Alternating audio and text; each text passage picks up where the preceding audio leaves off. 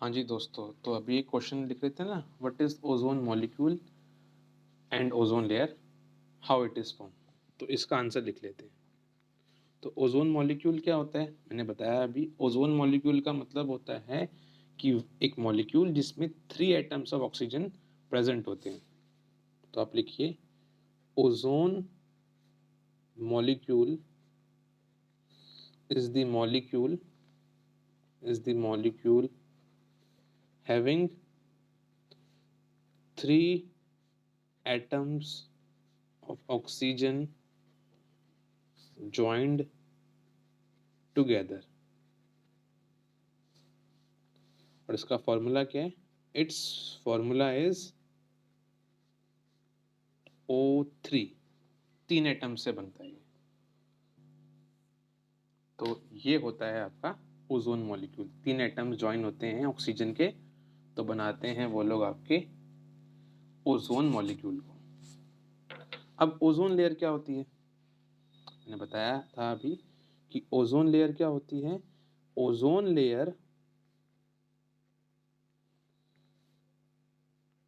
Layer basically क्या है, जब ओजोन मॉलिक्यूल्स आपके एक साथ इकट्ठे हो जाते हैं तो वो ट्रोपोस्फेयर और स्ट्रेटोस्फेयर रीजन में एक लेयर फॉर्म करते हैं जो प्रिवेंट करती है अर्थ को यूवी लाइट से। तो ओजोन लेयर क्या है? Ozone layer is the blanket, एक तरह का ब्लैंकेट फॉर्म करते हैं। Is the blanket formed by, जो इनविजिबल होता है, दिखता नहीं है ओजोन लेयर, बट एक लेयर बन जाती है।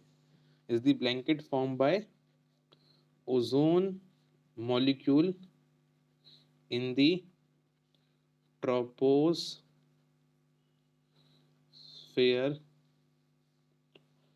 and stratosphere region। ठीक है, तो ओजोन लेयर एक ब्लैंकेट है जो बनती है ओजोन मॉलिक्यूल से इन दी ट्रोपोस्फेयर एंड स्ट्रेटोस्फेयर रीजन में। अब ये लेकिन बनती प्रोसेस क्या है, कैसे फॉर्म होती है, वो भी लिख लेते हैं।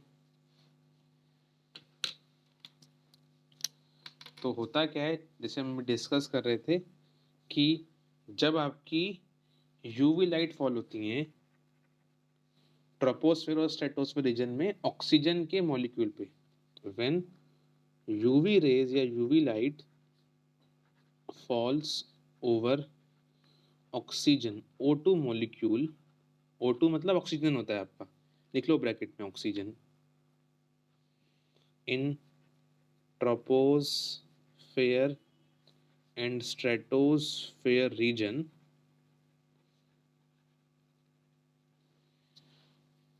ये एक काम करना, थर्ड पॉइंट में ना पहले हेडिंग लिख लेना, फॉर्मेशन बता रहा हूँ मैं कि फॉर्मेशन कैसे होती है। लिखना थर्ड पॉइंट से, when UV rays fall over O2 molecule, oxygen molecule in troposphere and stratosphere region, they causes splitting of some oxygen O2 molecule।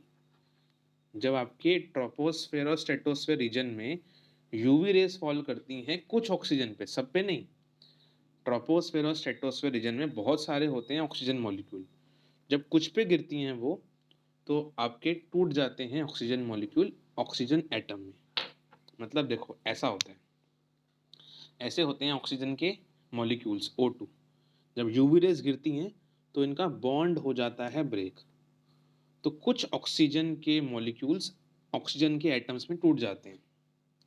और फिर ये जो ऑक्सीजन के एटम्स टूटे, ये क्या करते हैं आपके, ये जो आपके ऑक्सीजन के एटम्स टूटे, सपोज करो ये आपका जो है वो ऑक्सीजन का एटम टूट गया, तो जो एटम्स टूटते हैं फिर वो जाते हैं ऑक्सीजन मॉलिक्यूल के पास में और उससे ज्वाइन होके बना देते हैं ऐसा ओजोन मॉलिक्यूल या ओजोन लेयर।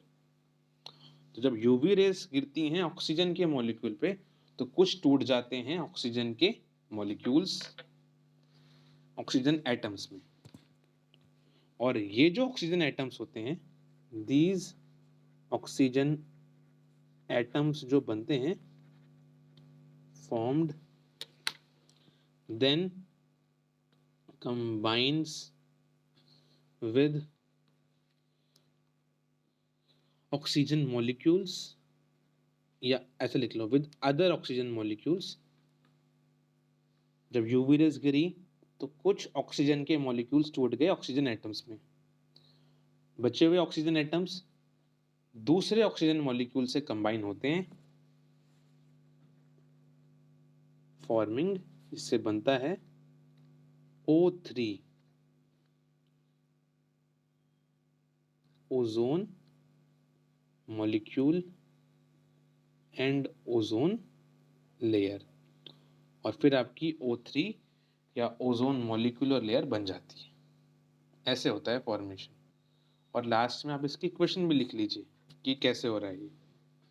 तो इसके बाद आंसर कंप्लीट करने के बाद लास्ट में लिख लीजिए कि जब कुछ ऑक्सीजन के मॉलिक्यूल्स पे, मैं दोबारा कह रहा हूँ, सब ऑक्सीजन के मॉलिक्यूल्स पे नहीं, कुछ ऑक्सीजन के मॉलिक्यूल्स पे यूवी रे गिरती है, यूवी रेज, इससे कुछ आपके अलग हो जाते हैं ऑक्सीजन के एटम्स। ये जो अलग हुए हैं ऑक्सीजन के एटम्स, ये कंबाइन करते हैं दूसरे ऑक्सीजन के मॉलिक्यूल से, और O2 प्लस O मिलके क्या बन जाता है आपका O3, ओजोन मॉलिक्यूल, और इन बहुत सारे ओजोन मॉलिक्यूल से बनती है ओजोन लेयर। ऐसे फॉर्मेशन होती है।